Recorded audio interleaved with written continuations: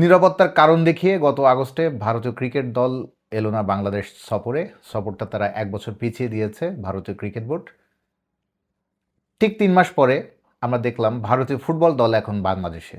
তারা AFC Asian cup বাছাইয়ের match খেলতে এই মুহূর্তে ঢাকায়, মঙ্গলবার জাতীয় স্টেডিয়াম ঢাকাতে বাংলাদেশ এবং ভারতের ফুটবল ম্যাচটি আমরা দেখব।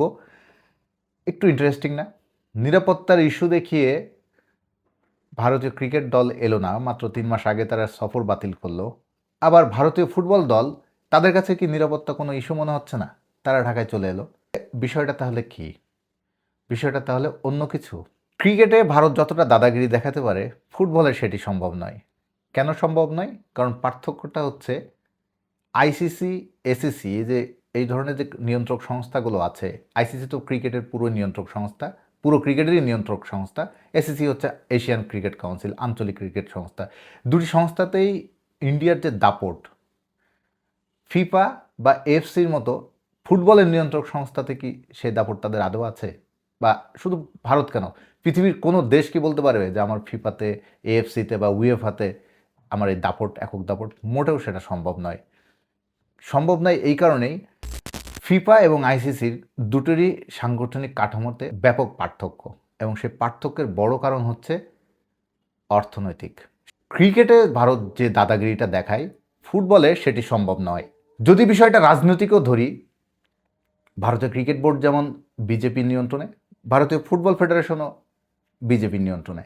তাহলে ক্রিকেটে তারা যতটা সহজে না বলে দিতে পারলো বাংলাদেশ সফরকে, ফুটবলে কেন পারলো না? ফুটবলে পারেনি কারণ ফিফা, এএফসি এই ধরনের সংস্থাগুলোর কড়া শাসন, কঠিন নিয়ম। ভারত যদি বাংলাদেশে না আসতো, তাহলে ভারতকে কঠিন শাস্তির মুখে পড়তে হতো, তাদের পয়েন্ট কাটা যেত।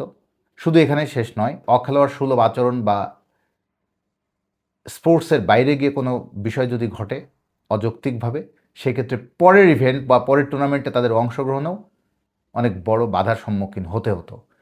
ফিফার নিয়ম অনেক কড়া, এএফসির নিয়ম অনেক কড়া, যেটা আইসিসি, এসিসিতে আমরা দেখি না। ক্রিকেটের ক্ষেত্রে যেটা দেখা যায় না, সেখানে ভারতের যে একচ্ছত্র আধিপত্য, সেটা আমাদের না বললেও চলছে। কিন্তু ফুটবলে কোনো নির্দিষ্ট কোনো দেশের, নির্দিষ্ট কোনো অঞ্চলের এরকম একক আধিপত্য দাপট দেখা যায় না।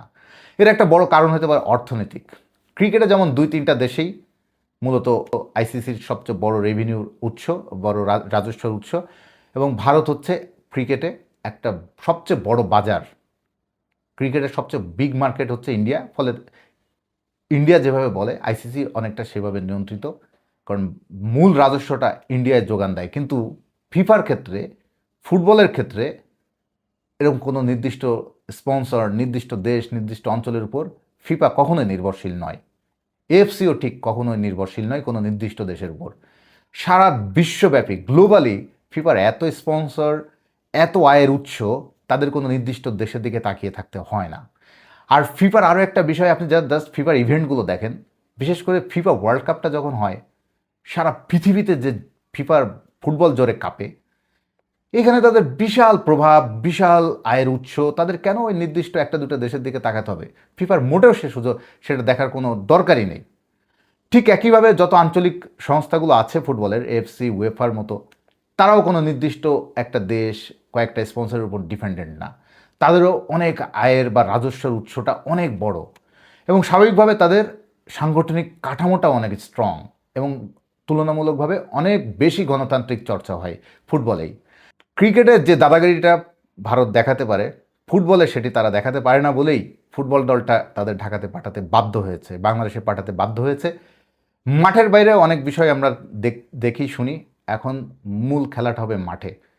মাঠের দাপট যে দেখাবে, সেই হচ্ছে সেরা দল। ফুটবলে হচ্ছে এটাই নীতি, মাঠের পারফরমেন্সে যে সবচেয়ে বেস্ট পারফর্মার, সেই সবার সেরা। এখানে আর অন্য কিছু চলে না। তো এইবার দেখা যাক বাংলাদেশ জাতীয় স্টেডিয়ামে ঢাকায় যে খেলাটা হবে মঙ্গলবারে, ভারতের বিপক্ষে বাংলাদেশ কি ম্যাচটা উপহার দেয়। এই ম্যাচটা সবাই বলছে বাংলাদেশের জন্য নানা কারণেই প্রেস্টিজের ম্যাচ, মর্যাদার ম্যাচ। এই মর্যাদার ম্যাচে বাংলাদেশকে জিততেই হবে।